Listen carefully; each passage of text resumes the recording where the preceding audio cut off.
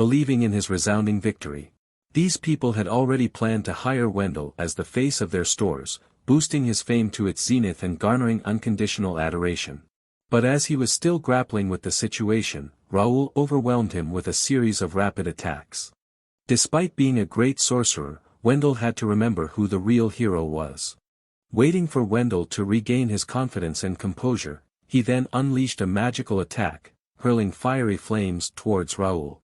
The arena exploded with excitement witnessing the sorcerer's power, with the crowd ceaselessly praising Wendell to the skies, unaware that he was nearly reduced to a mere corpse.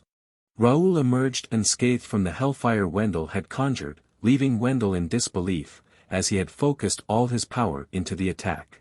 If Wendell's turn to attack was over, it was now Raoul's time to unleash his power.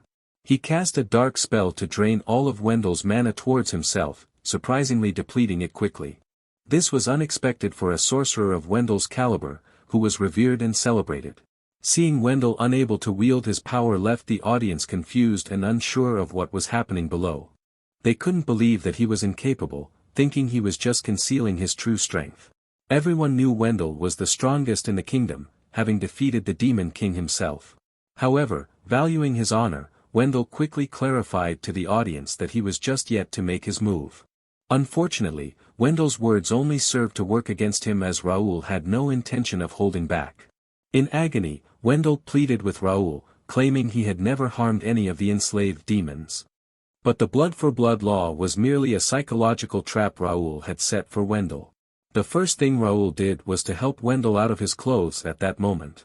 Wendell, embarrassed and enraged by the murmurs of awe from the audience, swung a punch at Raoul but missed. The moment a great sorcerer resorted to fists was a clear sign of his helplessness. The next game Raoul played was to scrub Wendell's body, which in reality meant slashing it with his sword, marking it with cuts all over. Wendell was bound by invisible ropes, rendering him motionless and subjected to extreme torture. The innocent, lovely girls in the stands, seeing their idol in such a state, expressed their pity. Raoul then revealed Wendell's true nature to these girls. On his way to battles, Wendell mercilessly killed every girl he had been with. This shocking truth left the girls stunned and in disbelief. Wendell used the nobility to polish his own reputation and then traded in living slaves to get by. Girls targeted by him were sent to Allingham for trafficking after being sweet-talked into submission. If they resisted, he would stoop so low as to threaten them with what they held dear. The girls he completely used were sold to nobles as playthings, and then murdered. The corpses of these pitifully murdered girls stemmed from his actions. The nobles in the audience, realizing they could no longer stay, quickly slipped away. Before leaving, they did not miss the chance to throw a few taunts at Wendell, lying bloodied and beaten. Seeing the entire audience turn their backs on him, with some even demanding his immediate castration, Wendell was in despair. Raoul, obliged to fulfill the crowd's wish, seemed to take pleasure in Wendell's attempts to defend himself, adding to his amusement. Now, no matter how hard Wendell tried, his magic failed to manifest, driving him into a state of madness. His current helpless situation mirrored what Raoul had once endured. At this moment, Raoul, wielding a gigantic pair of scissors, decided to play the role of divine retribution. However, there was a challenge for Wendell involving a foul-smelling bucket filled with slimy hair from the stomachs of many people. If Wendell could submerge his head in it for 3 seconds, he would be spared the castration.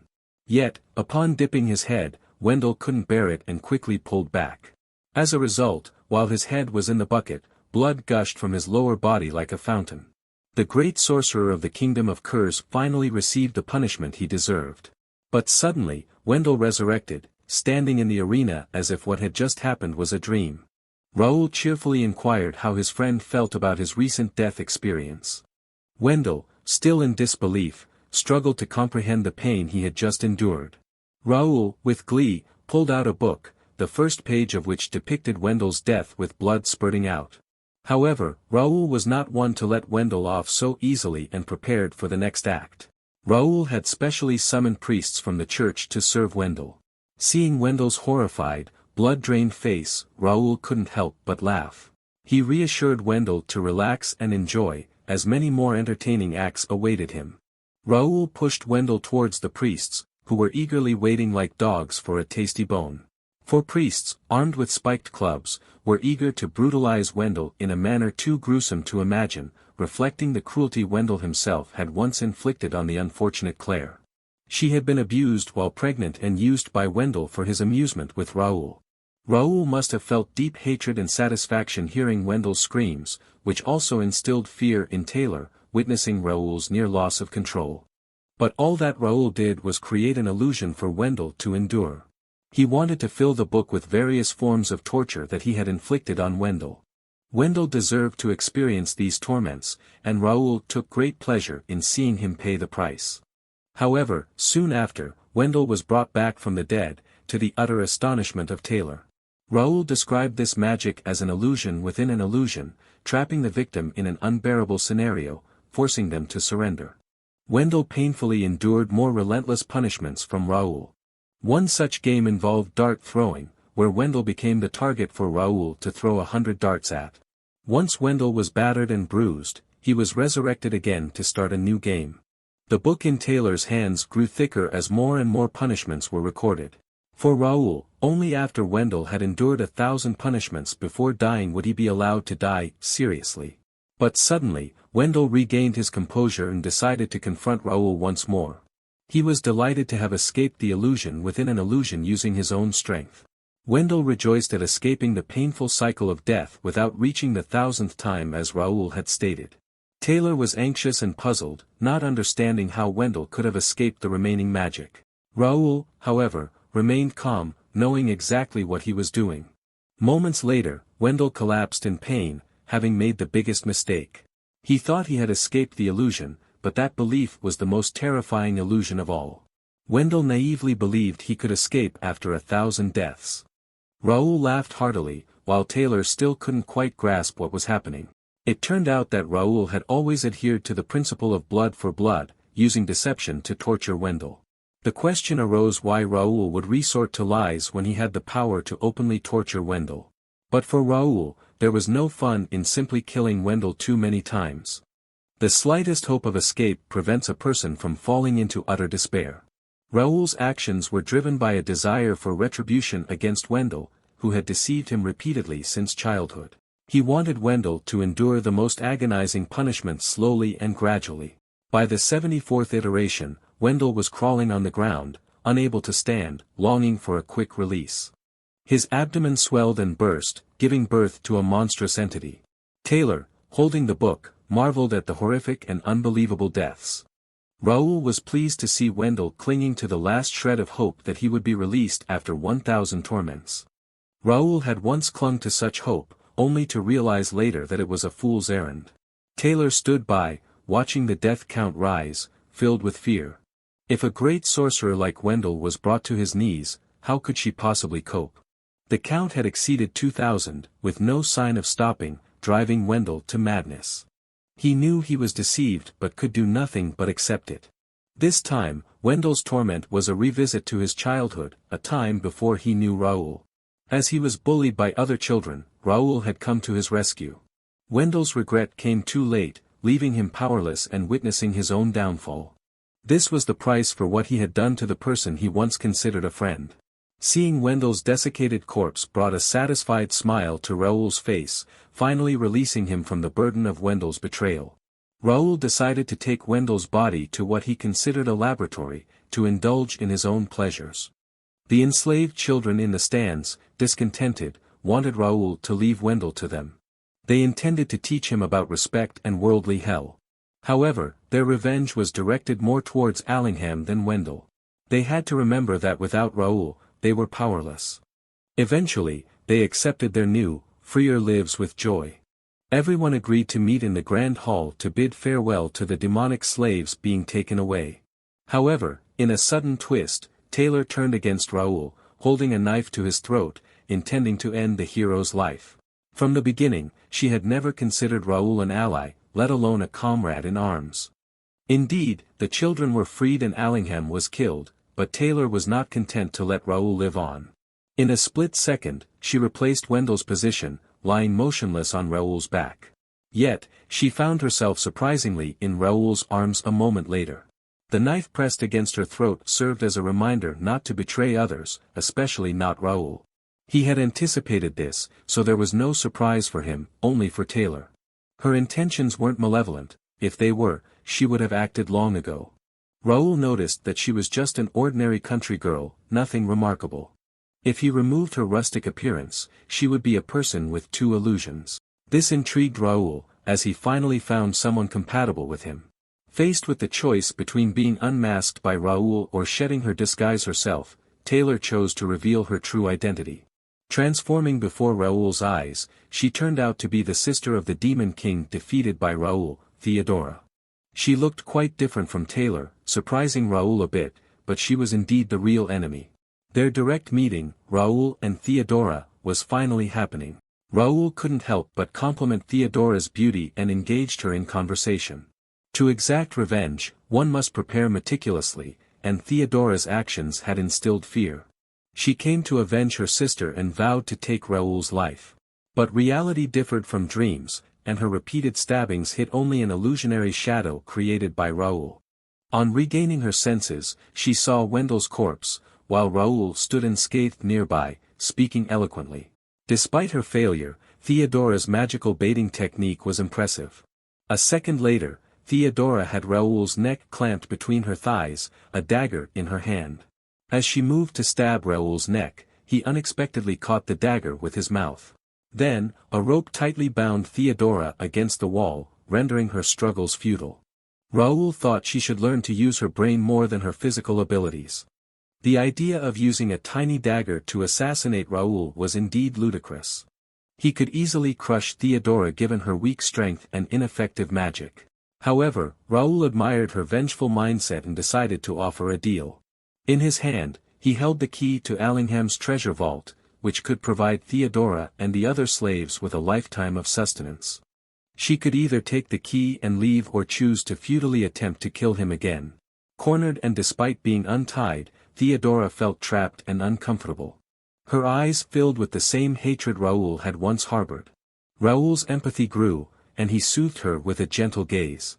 Without money, even if Raoul was killed, the demon race's life would remain difficult. Although the Demon King was dead, Theodora, with her leadership bloodline, had the responsibility to assist her people.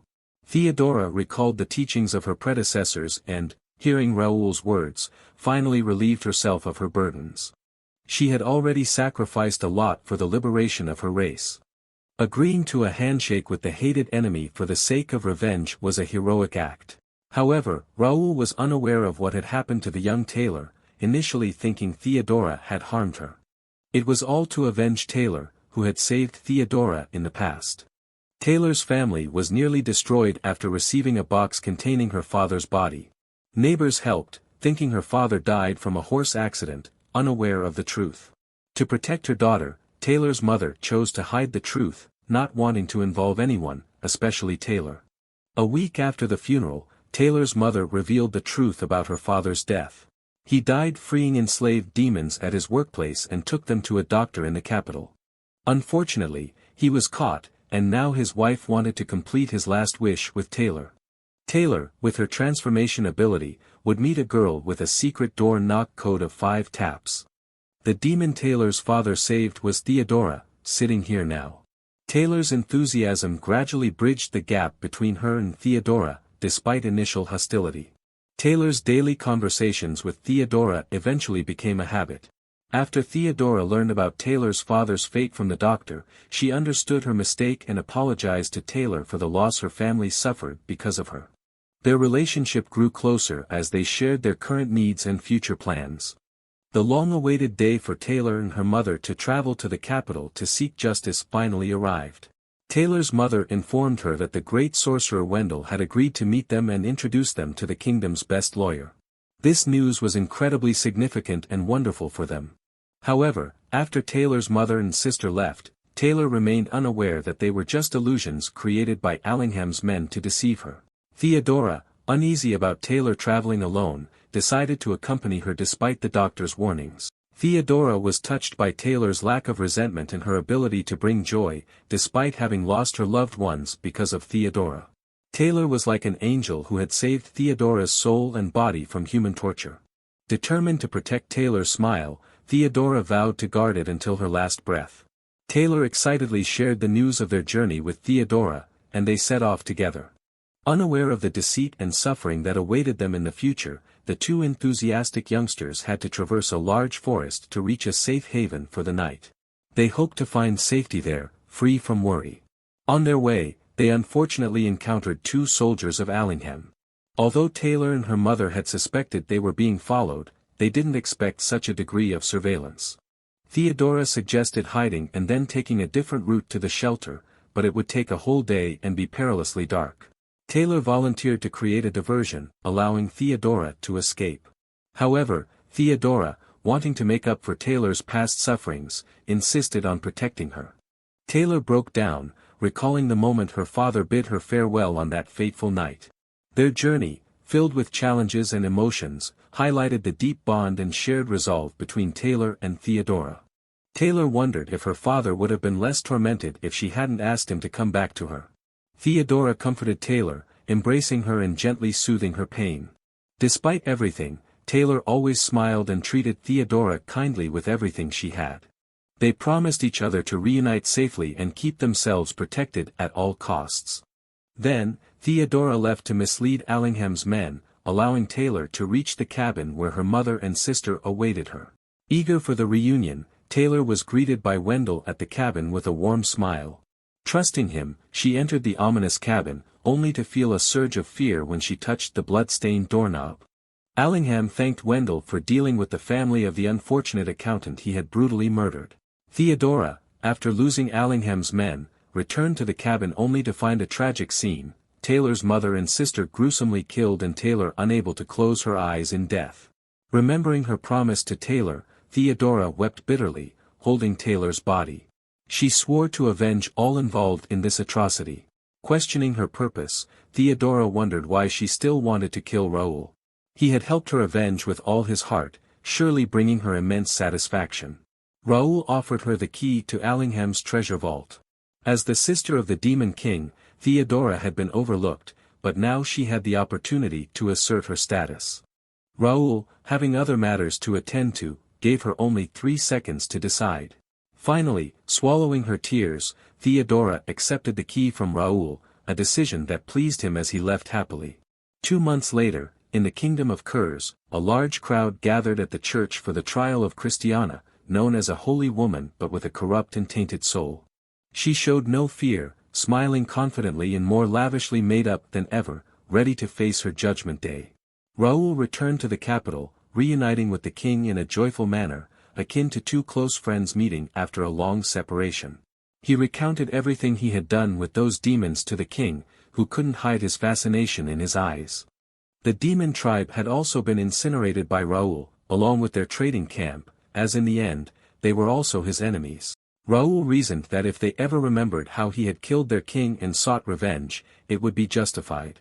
Hence, eliminating them was an undeniably right choice. The king was overjoyed to hear these stories and had his own exciting news to share with Raoul. This news involved the lascivious Saint Christiana.